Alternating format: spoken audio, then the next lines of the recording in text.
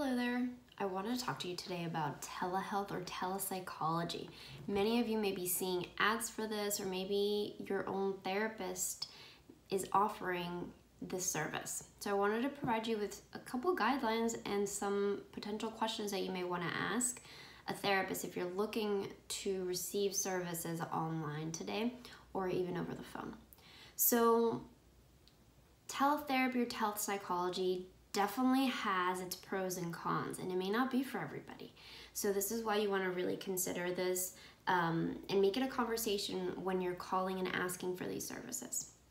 So it's extremely helpful, especially for those of us who are, which is hopefully all of us, we're stuck at home and we're still in need of support though. And so you may not be able to leave your house right now, but it doesn't mean that you won't be able to receive the mental health services that you really need. So it can also be extremely helpful for those of you who are maybe in rural communities that maybe have really long waits in community mental health centers, or maybe transportation is an issue and you don't have a way to get to these types of centers or clinics. Maybe there's a lot of stigma in your community around mental health, and so this is a way to get those services in the privacy of your own home. And the best part is, which I think this also applies for a lot of us, is that for those individuals that are short on time, you don't have a lot of time to commute back and forth between a therapist's office and your lunchtime or before work or after work, or maybe the kids have a lot of activities and they're not able to get to their own sessions as a result of all the planning that you have to do for the week. So let's talk about what are some things that, what is included in telehealth or telepsychology. So there are two types of methods that you can use in telepsychology. So one is called synchronous services. So that what this means is that you are seeing the person one-on-one live, pretty much. So you are, this is going to include phone calls or video conferencing, like through secure apps, hopefully, or using kind of assistive equipment for those of you who have disabilities.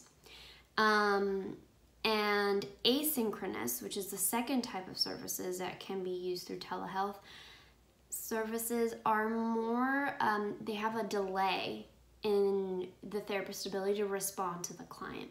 So this is going to include emails or texts potentially. So what should you ask when you're looking to seek services for telehealth? Well, first of all, will it work for me?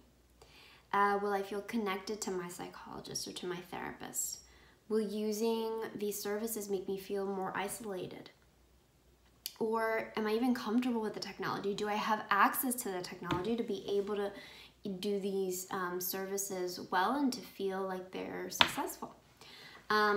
So what can I ask the psychologist or the person I'm seeking services from?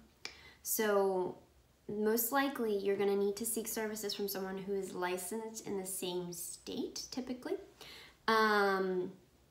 Is this covered by your insurance? And what kind of technology are you going to need in order to be able to engage in these types of media services, or through the internet? If you have access to internet, do you have fast speed internet? Your type of connection, is that going to impact the quality of the services? Do you have access to a phone or a computer? Headsets, if you live with a lot of people, and a safe or more secluded area where you could actually hold your sessions. So I hope this was helpful.